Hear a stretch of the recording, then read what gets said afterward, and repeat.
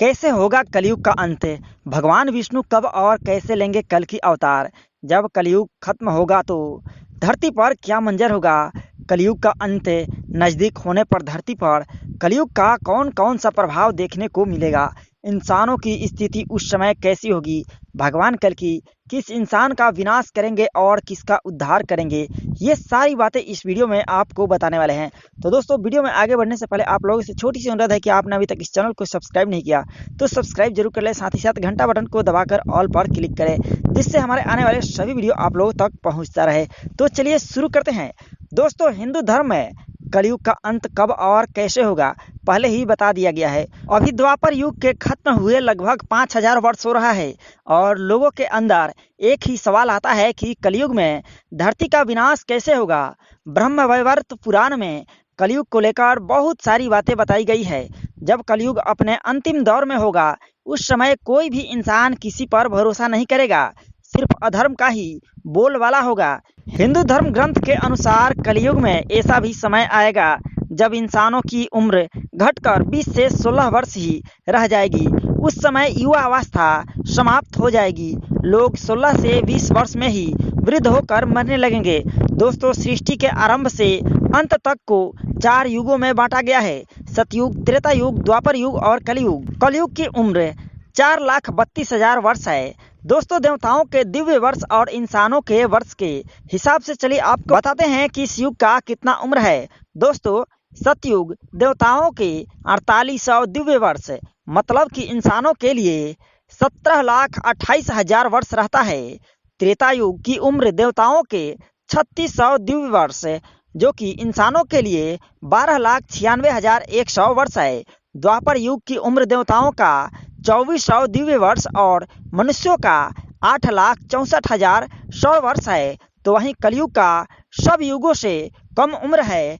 कलयुग की उम्र देवताओं के 1200 दिव्य वर्ष और मनुष्यों के लिए 4,32,100 वर्ष है। जब कलयुग अपने अंतिम सांसें ले रहा होगा तब पुरुषों पर स्त्रियों का राज होगा।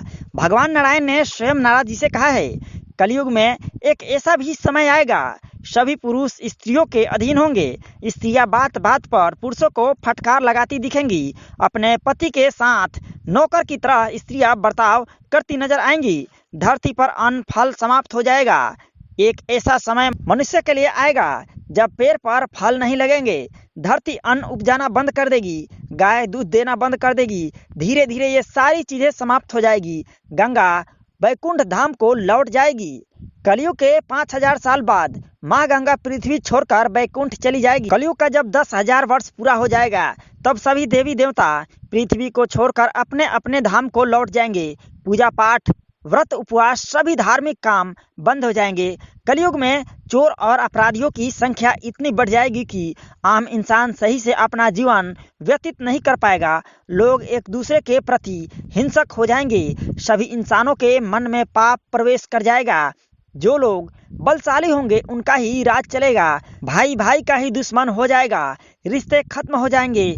पूरी तरह से मानवता खत्म हो जाएगी। कलयुग में लोग शास्त्रों को भूल जाएंगे। अनैतिक साहित्य पढ़ना ही लोगों का पसंद बन जाएगा। लोग बुरी बातें और बुरे शब्दों का इस्तेमाल ज्यादा करने लगेंगे।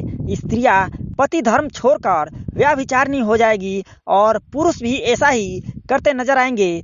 स्त्री पुरुषों से जुड़ी सारी वैदिक नियम खत्म हो जाएंगे। कलयुग के अंतिम काल में भगवान विष्णु का कल की अवतार होगा। भगवान का यह अवतार विष्णु यशा नाम के ब्राह्मण के घर में होगा। भगवान कल की सिर्फ 3 दिन में ही पृथ्वी के सभी अधर्मियों का नाश कर देंगे और कई सालों तक इस धरती पर शासन करेंगे। पुराणों में यह बात बताई गई है कि भगवान विष्णु का यह कल की अवतार कलयुग और सतयुग के मध्य में होगा।